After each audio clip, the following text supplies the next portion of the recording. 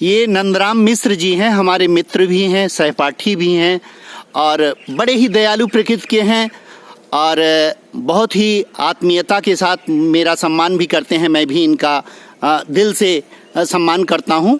और ये धाधे के बाबा के बाग के पास ही हैं और इनसे हम बाबा के बारे में कुछ पूछेंगे और जानना चाहेंगे। तो नंदराम जी, जरा बाबा के बारे में बताइए, आपके क्या अनुभव हैं? जी जी जी जी बाबा के बारे में मैं अपना अनुभव आपसे शेयर करना चाहता हूँ। देखिए, पहली बात तो महाराज श्री का जो आध्यात्मिक और दार्शनिक जीवन था बहुत ही सराहनीय, बड़ा ही विचित्र था, जिसकी कल्पना करके हृदय जो है बड़ा द्रवित हो जाता है और बड़े ही अध्यात्म से ओतप्रोत हो जाता है। हमारे महाराज श्री का जीवन दर्शन, हम तो करीब 9 साल महाराज श्री की सेवा में रहे हैं।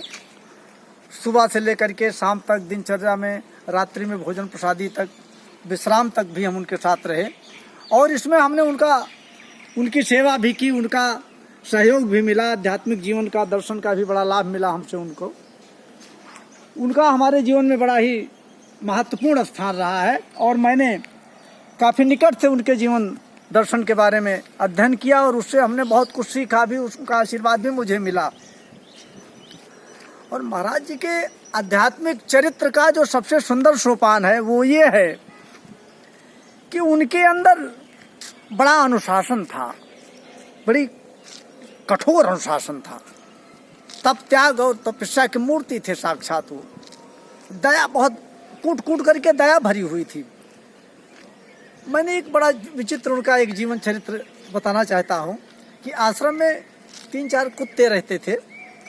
तो महाराज श्री जब भजन करना शुरू करें तो आकर के चारों तरफ किनारे बैठ जाते थे। महाराज श्री बैठ करके जब पाठ माला सब करते थे तो कुत्ते बैठे रहते थे। जब महाराज जी प्रसादी पाने के लिए आते थे, भोजन प्रसादी, तो वो आकर के सामने बैठ जाते थे और महाराज जी, ठाकुर जी का भोग लगता था, हम तो साथ रहते थे, कीर्तन होता था, दर्शन होता, सब होता था।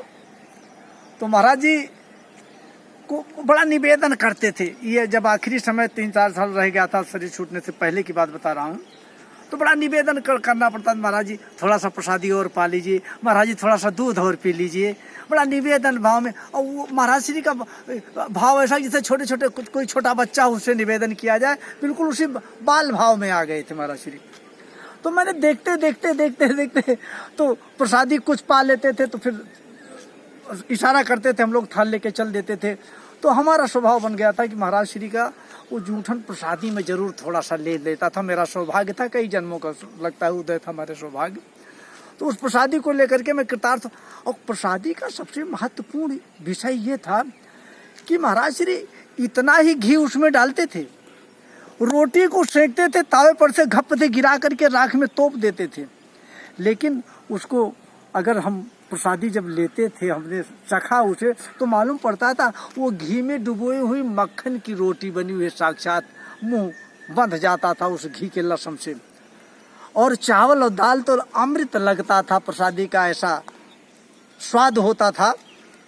तो जो दूध बचता था उसमें भी थोड़ा प्रसाद हम लेते थे, तो मालूम पड़ता था कि पता नहीं ये दूध कहाँ का बना हुआ है, इसमें क्या क्या मिला पड़ा हुआ है।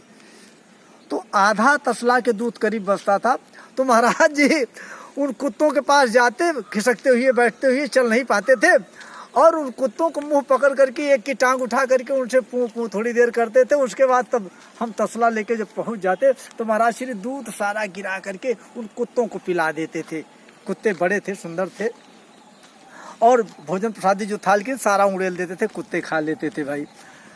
तो ज्यादातर महाराज जी को मैंने देखा कि वो इंसानों से कम प्रेम रखते थे, वो कुत्तों से, जानवरों से, उनसे उनका ज्यादा प्रेम था और बड़ा संबंध था, आत्मिक संबंध लगता था। क्योंकि गीता में जैसा लिखा है ना कि कुत्ते में, चांडाल में, पंडित में, ब्राह्मण में, उस परम पुरुष का, महापुरुष का, जो परम पुरुष से मिला हुआ है, उसका बड़ा एक ही भाव रहता है। तो महाराज श्री का हमें लगता वही पूरा भाव था, किसी में कोई विभेद नहीं था। वो सब में उस राम को देखते थे, सब में उस ईश्वर का दर्शन करते थे महाराज श्री। और यही सबसे बड़ा आनंद का विषय था कि जो उनके पास आता था वो एक स्वयं इतने अनुशासन में बंध जाता था कि वो बैठ करके चुपचाप वो भी रमण करने लगता था, अपने हृदय में, अपने मन में, अपनी आत्मा में भगवान का भजन करने लगता था। ऐसा स्वभाव, ऐसा स्वरूप बन जाता था। महाराज श्री के सामने आते ही यंत्रोत हो जाना पड़ता था। इसके बाद कुछ घटनाएं ऐसी हैं जो कि बहुत विशेष हैं, जिन्हें बताते हुए हमें बड़ा गर्व भी होता है और ऐसा लगता है कि आत्मारामी महापुरुषों का जीवन दर्शन ही कुछ विचित्र होता है, परम विचित्र। एक बार की बात है, मैं दोपहर में महाराज श्री विश्राम करते थे आश्रम के इसी दक्षिण साइड में। ये महुआ का पेड़ जो है, इसी महुआ के पेड़ के नीचे आश्रम लगता था, महाराज जी का आसन लगता था। पैरे की पुआल का जो है बिछावन रहता था, महाराज जी उसी पर लेटते थे, पश्चिम को सिराना